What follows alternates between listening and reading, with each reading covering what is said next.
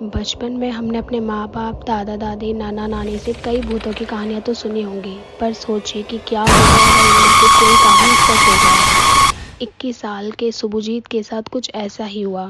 सुभजीत 3 साल बाद अपनी पढ़ाई पूरी करके घर वापस आए थे।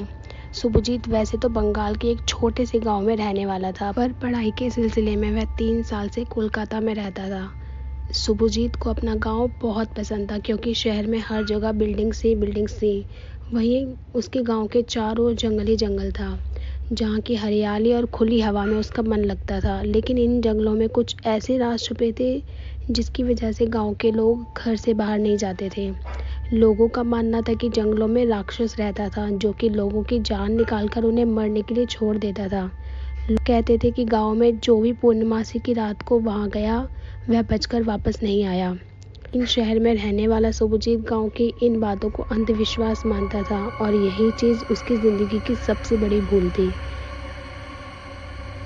सुभजीत को एक दिन ईमेल आया, कोलकाता में उसकी नौकरी लग गई है और उसे 2 दिन के अंदर ही वहां रिपोर्ट करना था।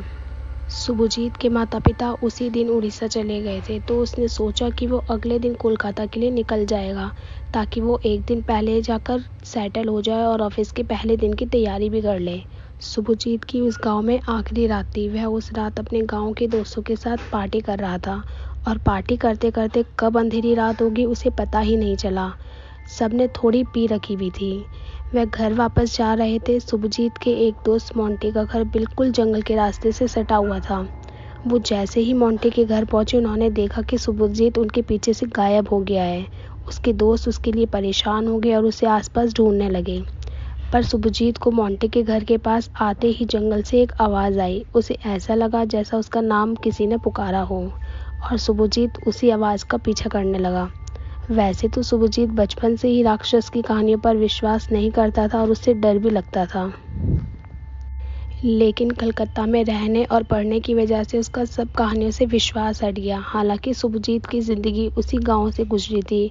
उसकी 21 साल की ज़िंदगी में पहली बार वह जंगल के रास्ते में अकेले जा रहा था। उसने जाते हुए रास्ते में सिगरेट जला ली। जैसे ही उसने लाइटर से सिगरेट जलाई, और तभी उसे एक उल्लू की आवाज़ सुनाई दी। लेकिन सुभजीत सिगरेट पीता पीता चल रहा था, और अब वह आधे जंगल की दूरी तय कर चुका था। और तभी अचानक से सिगरेट के धुएं को चीरता हुआ वहां अचानक से कुछ गुजरा। क्योंकि सर्दी का मौसम था, तो रात को हवा का चलना आम बात थी, इसीलिए उसे लगा कि आम बात है। और फिर उसने सिगरेट बुझाई, और जैसे ही अगला कदम बढ़ाया, उससे उल्लू की आवाज़ और तेज सुनाई दी। सुजीत अब थोड़ा घबराने लगा था, और तभी उसने देखा कि पेड़ की डाली से 2 बड़ी बड़ी आंखें उसे घूर रही हैं, जैसे किसी उल्लू की आंखें हों, पर वह बहुत बड़ी, लाल और भयानक थी। उन आंखों को देखकर सुजीत और घबराने लगा और जंगल के रास्ते से वापस मुड़ गया। कई देर तक चलता रहा, लेकिन वह जंगल से बाहर नहीं निकल पा रहा था। जैसे जैसे और आगे बढ़ रहा था, वैसे वैसे उल्लू की आंखें और आवाज़ें तेज़ हो रही थी। चलते चलते उसे फिर एक तेज़ हवा का झोंका महसूस हुआ, लेकिन इस बार जब सुभजीत ने अपने गाल पर हाथ लगाया, तो उसके गाल से खून बह रहा था। तभी अचानक उसे दिखा कि जंगल के उन सभी पेड़ों पर 2 बड़ी बड़ी लाल भयानक आंखें चमक रही हैं। उसे तब याद आया कि यह पूर्णमासी की रात है, और तभी उस राक्षस से जुड़ी सभी बातें उसे सच लगने लगी। उसे बिल्कुल समझ नहीं आ रहा था कि वो क्या करे। लग रहा था कि उस जंगल में छोटी छोटी लाल लाइट चमक रही है। दूर से वह जंगल से भागा, और उस जंगल में सैकड़ों उल्लू अपनी तीखी आवाजें निकालकर उड़ने लगे, और उसको उल्लुओं ने चारों तरफ से घेर लिया। सुभजीत के सामने वो सारे उल्लू एक विशाल राक्षस में तब्दील हो गए। उस राक्षस की आंखें उल्लू के जैसी थी, बड़ी बड़ी, लाल और बहुत ज्यादा भयानक। उस राक्षस के दांत भी थे, बहुत नुकीले थे।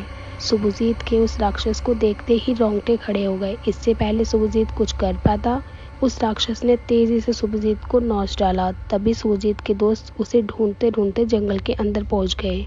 उन्हें सुभजीत एक पेड़ के पास गिरा मिला। वह पूरा नीला हो गया था, और वह दर्द से कांप रहा था, और उसे पूरा नोचा हुआ था। ऐसा लग रहा था मानो किसी ने उसकी जान ही निकाल ली हो। उसके दोस्त उसको फौरन हॉस्पिटल ले गए, और कुछ दिनों के इलाज के बाद वह बेटर फील करने लगा। सुभजीत ने जब सारा किस्सा गांव वालों को बताया तो सब गांव वाले हैरान हो गए। गांव के बुजुर्ग ने कहा कि वह राक्षस पैंचा पेची है, जो जंगल का एक ऐसा भूत था जो पूर्णिमासी की रात को लोगों को जंगल में अकेला देखकर एक उल्लू के रूप में आकर अपने शिकार का पूरा खून चूस लेता है। यह सुनने के बाद सबको पैंचा पैची राक्षस पर यकीन हो गया। सुभजीत अपने दोस्तों की वजह से उस रात मरते मरते बच गया, लेकिन वो कभी भी पैंचा पैची की खौफनाक आंखें नहीं भूल पाएगा। यह एक असली घटना है जो घटी थी बंगाल के एक छोटे से गांव में। तो दोस्तों, कैसी लगी आपको ये कहानी? अगर आप इसके बारे में पहले से जानते थे और आपको इससे क्या सीख मिलती है तो मुझे नीचे कमेंट बॉक्स में ज़रूर बताएं। अगर वीडियो अच्छी लगी है तो लाइक करें, दोस्तों को भी ये इंटरेस्टिंग कहानी सेंड करें।